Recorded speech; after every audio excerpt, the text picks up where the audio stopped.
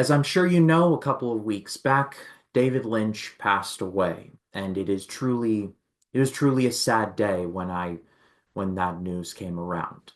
So I decided that I'm going to make this David Lynch project to cover all of the feature films of his that I have yet to cover. So this is the David Lynch project. What a heavy load Einstein must have had. Fucking morons everywhere.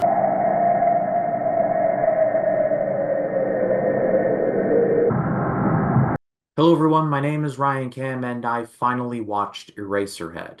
This was David Lynch's first feature film. It was released in 1977, and this is the beginning of the David Lynch project, covering all of the films of his that I have yet to cover. I've already covered his version of Dune, as well as Twin Peaks Fire Walk with Me, so I'm not going to be covering those in this project. Also, bit of a tough cut, but I'm not going to talk about Twin Peaks, as that is a TV show, and I feel like I could do more of an episode by episode breakdown of that one. So I will take that off the table for the time being, with the caveat of I will do Twin Peaks at some point. There's just a lot going on with that show, and I don't want to do a whole blanket review of it. I want to go in depth with that thing. It tells the story of a man named Henry Spencer, played by Jack Nance, who lives in a dark and dreary, electrified world filled to the brim with machines. He discovers his girlfriend is pregnant and is pretty much roped into becoming the father of this child who, quite frankly, looks very disturbing just from the eyeball test. And after the girlfriend leaves out of pure frustration over the fact that the baby won't stop crying, it's up to Henry Spencer to take care of it. Eraserhead is a movie that I had always heard about but had never seen all the way through. And now that I have, I put this movie in the camp of I respect it more than I like it. It's not a bad movie in my opinion, but I feel like it's just way too experimental for my personal taste. The biggest compliment that I can give is that the movie's atmosphere is genuinely creepy. In my research, I found out that David Lynch essentially got several loans in terms of locations and finances from the American Film Institute, AFI. I did the AFI project in 2020, so I know a little bit about the AFI. But he also got a little bit of money from Sissy Spacek. Carrie, that Sissy Spacek. The budget for Eraserhead was relatively small, but the money clearly was not wasted. The movie really feels lived in, dirty, grimy. It almost feels noir-esque, and I'm not calling it a full-on noir. I'm just saying it feels noir-esque, if that makes any sense at all. The main star of the film is Jack Nance, who would basically become a David Lynch regular.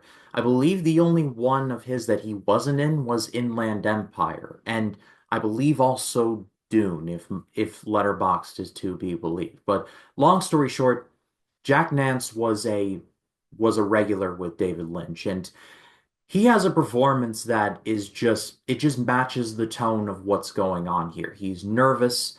He's kind of pathetic at points, but he's also trying to do the best he can given the situation that he's thrown into. So I did appreciate that. The thing with this movie, though, and it's really going to depend on you, the viewer, is that the weirdness of it all. It's very surreal, it's very abstract. Not everything is going to be spelled out for you. In my research, there have been interpretations of this movie in regards to sex and just general industrialization. I am no expert, so this is just based off of what I have looked up online in preparation for this. I'm sure there is a correct interpretation. I'm just saying that everyone has an opinion on Eraserhead. But the thing to note is that not everything is going to be spelled out for you. It's both a blessing and a curse, for my taste anyway, when it comes to Eraserhead. There are some moments where I genuinely felt like, okay, no one was doing this, especially during that time, only Lynch was. But at the same time, the same could be applied as a negative. The movie is in some cases so weird and out there that it just, forgets about the plot at points. There's this character known as the Lady in the Radiator who looks like this, who has like this like really big cheeks and like dances and the room that looks suspiciously like the checkered room floor from Twin Peaks Firewalk with Me. I don't think that is a coincidence, but but she like squishes miniature versions of the little baby who looks like an ear pod, and I'm just like, what?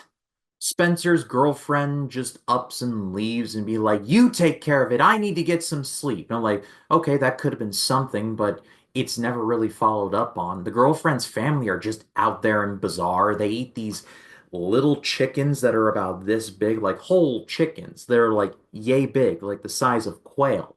And there's this one guy who's like, back in my day, and like my knees hurt, and just there's just a lot going on here. It, like I said, movie's very abstract, it's experimental, and sometimes it it just doesn't work for me. This was a first time watch for me, so I imagine if I watch this again, I'll pick up more things upon a rewatch.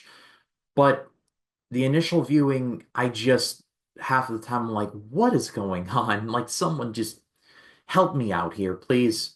I am going to give this a good rating, but a high good rating. Again, there are parts of this movie that are genuinely original in the best way possible, and the movie has a creepy atmosphere that I did appreciate. But there are just some moments in this where I'm like, this is just too weird to live, too rare to die.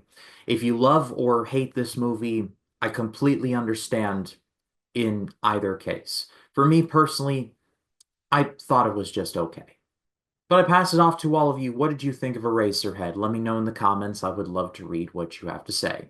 And stay tuned for next time on the Lynch Project, where I'm going to be jumping ahead ever so slightly to take a look at I would assume to be his most successful film in terms of awards wise. It's the one that I have seen the most, and I'm so looking forward to finally reviewing it. It is 1980's The Elephant Man.